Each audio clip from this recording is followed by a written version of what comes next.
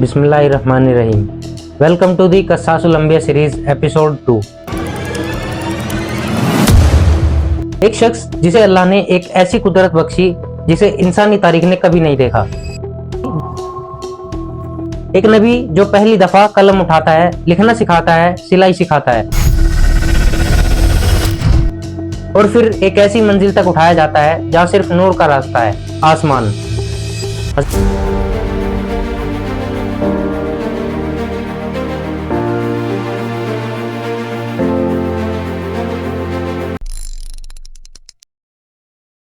हजरत इदरीस अलैहिस्सलाम की कहानी सिर्फ एक नबी की कहानी नहीं, ये इल्म का पहला बुनियादी निजाम था, इंसानियत का पहला स्कूल, पहला दर्स और पहली उड़ान। हजरत इदरीस का जमाना आदम अलैहिस्सलाम के बाद का दौर था। इंसानी अबदकारी बढ़ रही थी, जहालत भी बढ़ रही थी। काबिल की नस्ल में फसाद, गुनाह, दुश्मनी और हाबिल की नस्ल में इबादत, तकवा और सुकून। दो रास्ते अलग हो रहे थे, एक नूर का, दूसरा जुल्मत का। इसी वक्त दुनिया को एक नए रहनुमा की जरूरत थी, एक नबी जो इल्म और अमल से अंधेरों में रोशनी डाल सके। उनका असल नाम अखनूक, लेकिन अल्लाह ने उनका लक़ब रखा इदरीस,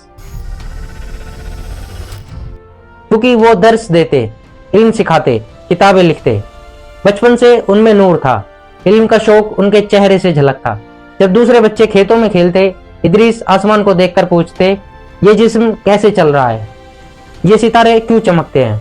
उनके सवालात दूसरे बच्चों से अलग थे, वो नेचर में अल्लाह की कुदरत ढूंढते। फिर एक सुबह जब वो अकेले पहाड़ों पर थे, आसमान से नूर उतरा, एक फरिश्ता नजर आया। इदरीस अलैहिस्सलाम घबराए नहीं, उनके दिल में सुकून था। फरिश्ते ने कहा, ए इदरीस, तुम अल्लाह के नबी बनाए गए हो। वो सजदे में गिर गए।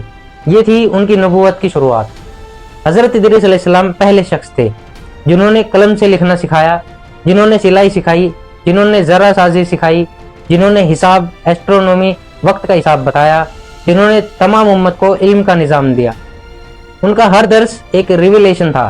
वो लोगों को कहते, इल्म से जिंदगी आसान होती है, इल्म से इबादत मुकम्मल होती है, इल्म से इंसान अल्लाह तक पहुंचता है। इदरीस अलैहिस्सलाम ने लोगों को पहली दफा लिखने का तरीका बताया।